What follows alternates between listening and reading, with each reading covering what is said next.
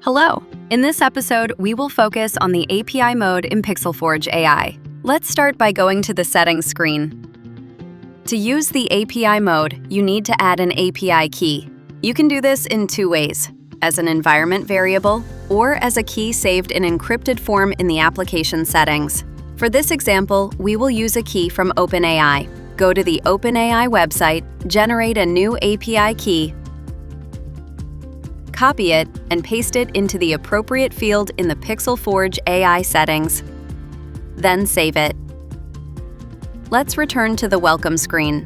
Now with the API key set, we move on to the dashboard. The dashboard interface looks very similar to the web version. The only difference is that for language models, we do not set any mouse or keyboard simulation. Everything is done directly via the API. In the currently selected ChatGPT model, we can set several attributes, such as the quality of the generated images. It's worth mentioning that when using the Chat API, you pay for the tokens used, and their number depends on various factors, including the quality and size of the image. Let's enter 3 prompts and click Start.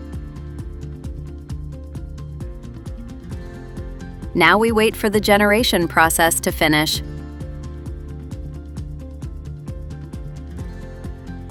Once it's done, a dialog window will display thumbnails of the generated images, which you can click to enlarge.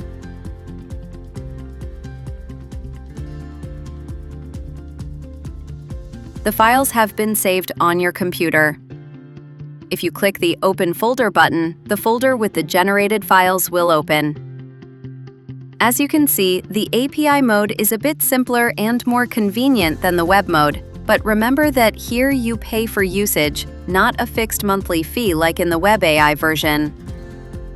In the next episode, I will talk about additional options, such as profiles and setting up the image saving procedure for the web version. That's all for today. See you next time.